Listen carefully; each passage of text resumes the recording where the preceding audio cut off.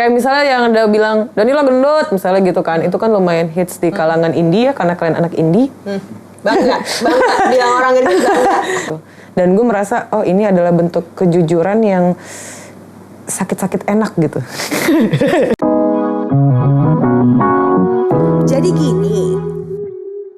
Tapi kalau bicara tentang pengalaman lo manggung, pengalaman fans-fans yang lumayan barbar ya mulutnya kalau bisa gue katakan gitu, karena setiap orang itu kan punya hak atas kemerdekaan tubuhnya sendiri gitu. Tapi kayaknya kalau gue pantau di sosmed lo atau di setiap gig lo seperti kehilangan hak itu karena orang seperti seenak-enaknya aja gitu kalau ngatain lo.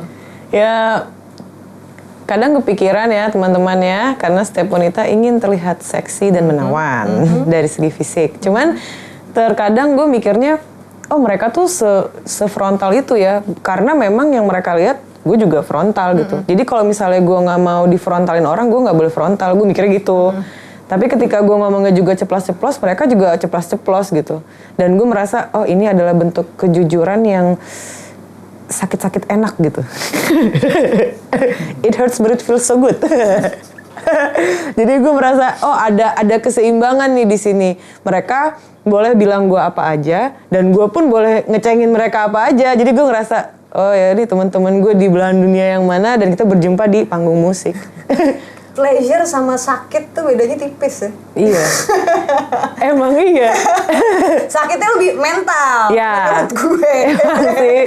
Cuman jadi karena sering gitu, gue jadi ngerasa, wah ini apa ya, mungkin bentuk kayak mereka merasa melihat gue itu merasa dekat atau apa gitu. Jadi mereka udah kayak ngomong sama temennya sendiri gitu. Ada yang gue, kalau lagi bener nih otak gue mikirnya, wah mereka sayang gue sih. Kan kalau lagi nggak bener, wah anjing sih gue sedih banget dibilang kayak gitu atau gimana. Cuman tapi balik lagi kayak semua yang ada di atas panggung tuh selesai sampai di situ. Gue ngebayanginnya kalau lo kayak lagi reka adegan pacaran sama orang yang abusive, lo biasa dipukulin, oh nggak apa-apa kok dia emang cinta sama gue, jadi makanya dia mukulin gue. Gitu. Iya.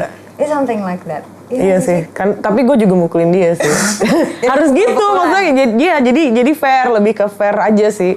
Oke. Ci, ngomongin soal bullying dan juga body shaming yang lo juga sempat cerita sama gue bahwa lo sudah struggling dengan hal ini dari zaman lo kecil gitu. Bahkan ada momen ketika lo nggak punya temen karena lo gendut. Lo dibilang ya nggak mau temenan sama Danila karena Danila gendut soalnya atau kayak gimana gitu, dan itu sudah berlangsung sejak lo kecil sampai sekarang gitu. Dan pastinya gue bukan psikolog, tapi yang namanya trauma masa kecil berjalan sampai sekarang, apa karena lo terlalu cuek ya, jadi tuh kayak ada di dasar diri lo yang paling dalam jadi nggak kerasa. Tapi apa sih yang lo rasakan ketika ada orang melakukan itu ke lo gitu? Yang gue rasakan, gue harus deal dengan trauma gue sih jadinya. Jadi secara nggak langsung penonton atau pendengar Danila itu psikiater gue jadinya. Karena yang tadinya gue niat buat udah jangan bahas itu sakit banget buat gue gitu. Tapi ketika pada kenyataannya lo akan selalu bertemu dengan hal-hal yang lo takutkan gitu.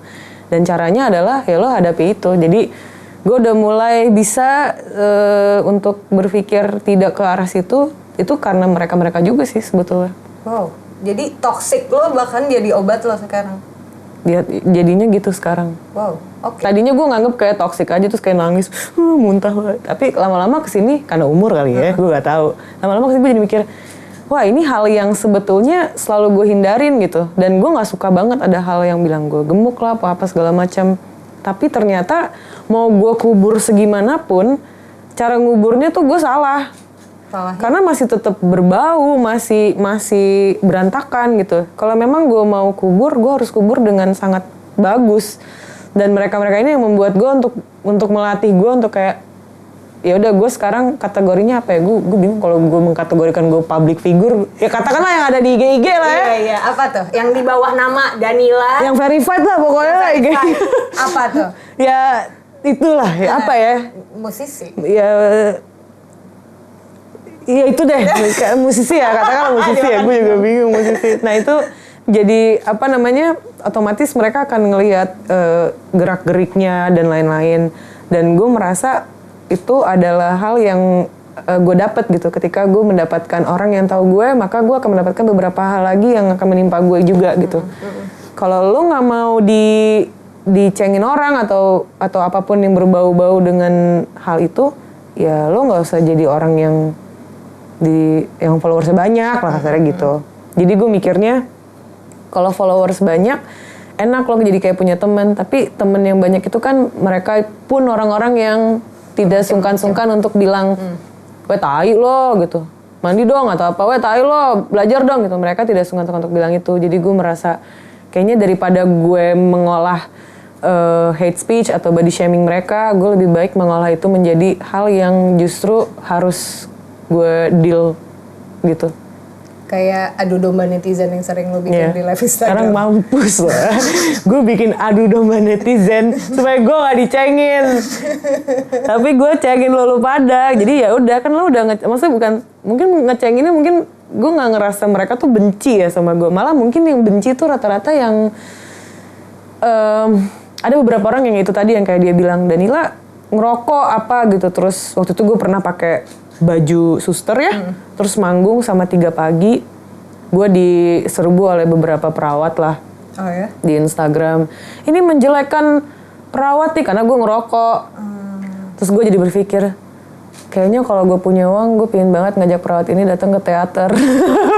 Karena yang ada di atas panggung itu most of them itu show gitu, dan harusnya mereka melihat sesuatu bukan dari segi, maksudnya apa ya?